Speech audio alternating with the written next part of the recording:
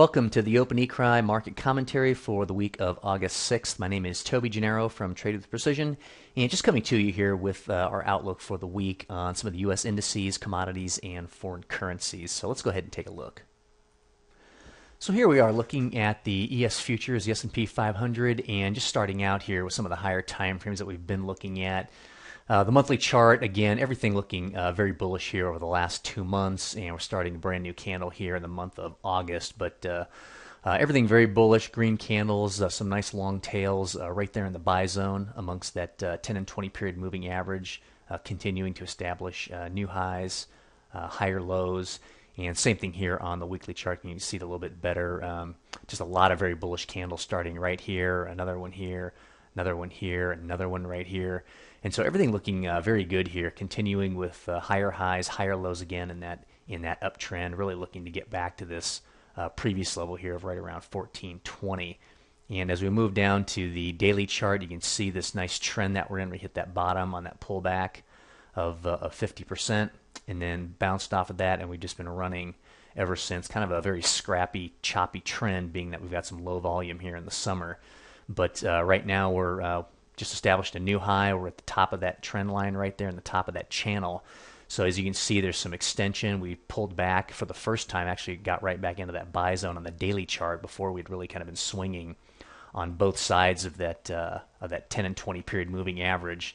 And then just this last pullback came right back into that moving average, gave you a nice kind of an indecisive candle there, and then just took off and got some acceleration right out of that buy zone to establish a new high. So now we have, really, some overextension here from the moving averages on the daily chart. Wouldn't be looking to go long here just yet at this at the top end of this range, but I'd be looking for a pullback potentially into the moving averages.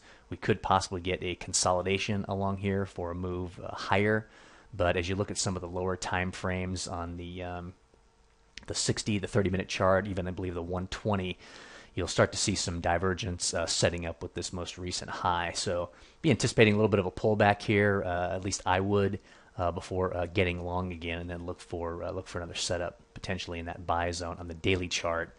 And you can get some confirmation here on some of the other time frames like the 480 and the 240 and then the 120, and keep an eye out for some of the pullbacks into those zones as well to look to get long the index.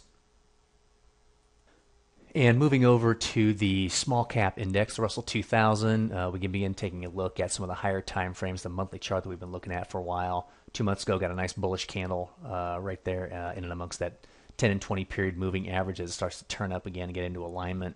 And just last month, we got a very indecisive candle there, which is not all that positive, but the being that the overall trend is up on the highest time frame here, still a very bullish signal, and we have a new candle then starting up for the month of August. Gets a little clearer here as we look at the weekly chart.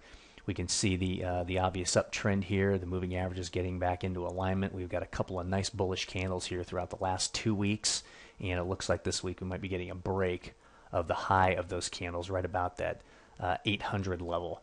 And so if we go down to the daily chart, you can see that we've actually put in just a few days ago, last week, we put in that first higher low, which was the first one in basically several weeks here, right around that 761 level. And we haven't put in a higher high to actually give us a technical change in trend, but we're getting pretty close. So right up around 794, just another 6 points here to break that 798, 800 level.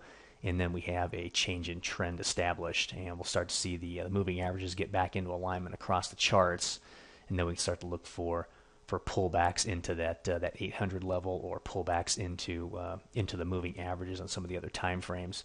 As you move down on the time frames, you're going to see a lot of the moving averages rolled over since we've been in this downtrend of lower highs and lower lows. But what we're paying attention to here is the higher time frames and what the direction is telling us in terms of that change in trend. So keep an eye out for that in the coming week, and obviously it's going to depend on still some of the earnings coming out and some of the economic news that we're tied to. But overall, technically looking pretty good here on the small cap index. And looking at the pound yen charts here, you can see that we've been in quite a consolidation here on the higher time frame, the monthly. looking at this flat level here with a couple of touches. Not necessarily looking for a break of this level. Really, just kind of looking maybe for the market to move down back into this 118, 117 level. As we begin to move down through to the daily chart, we can actually obviously see here the lower highs and the lower lows, a nice downtrend moving down here. We're right back in the moving averages around that 10 and 20 period, and looking to get a a bearish candle setup. We just had a bearish candle set up back here for a nice trend flow trade just last week, and that resulted in a nice move lower. So if we get another bounce back up there with another setup candle, we can take this back lower, probably down into that 120 level, and then potentially back down into that 118 level. So if you move down to some of the lower time frames, like the 120, the 60-minute charts, you'll start to see these moving averages rolled over just as well, and then you'll be seeing some of these setup candles for some shorter trades in and amongst those sell zones. So keep an eye out on the pound yen and look to the short side, and then you also want to be aware of some of the divergence that's setting up across these charts. Obviously on the weekly here, we've got some divergence setting up with at least this initial equal low right here, and we have a higher low, the first higher low within the weekly chart, and then here we haven't actually put in a lower low here, but we might potentially get a third touchdown there, which might potentially set up some divergence on the weekly chart, which might even translate to the monthly chart, which can be a pretty powerful signal. So some shorter term trends here to the downside, and then have to see what happens at this level down here at 117, 118 to see if actually get a break of that level, and for another reason to stay short this market. So take a look at the pound yen and follow those setups on some of those intermediate time frames. And lastly, looking at the Aussie dollar, I talked about this one a little bit last week, and looking at a nice trend here to the upside. Monthly chart looks very positive. All the moving averages fanned out in the right order. Successive bullish candles here moving higher every month.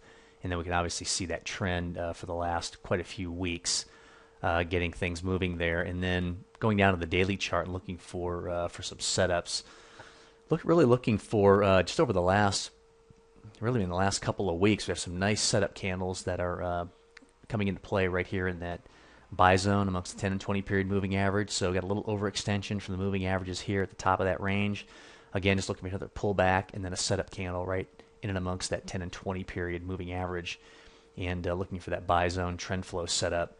And as you start to look at some of the lower time frames, the intermediate time frames, the 480 and the 240, again, you're getting all these moving averages into alignment really nicely, and just looking for some of those pullback setups right into that buy zone. So take a look at the Aussie dollar and see if you can find some of those trend flow setups on the intermediate time frames, and then continue with that trend until you start to see some strong divergence there on some of the higher time frames.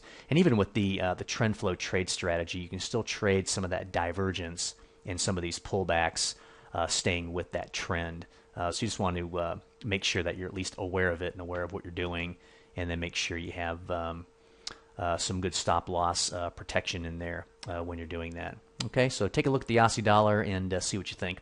And that's the wrap up for the week. We'd like to thank you all for watching the Open eCry market commentary for the week of August 6th, and we do look forward to speaking to you again next week on the market update.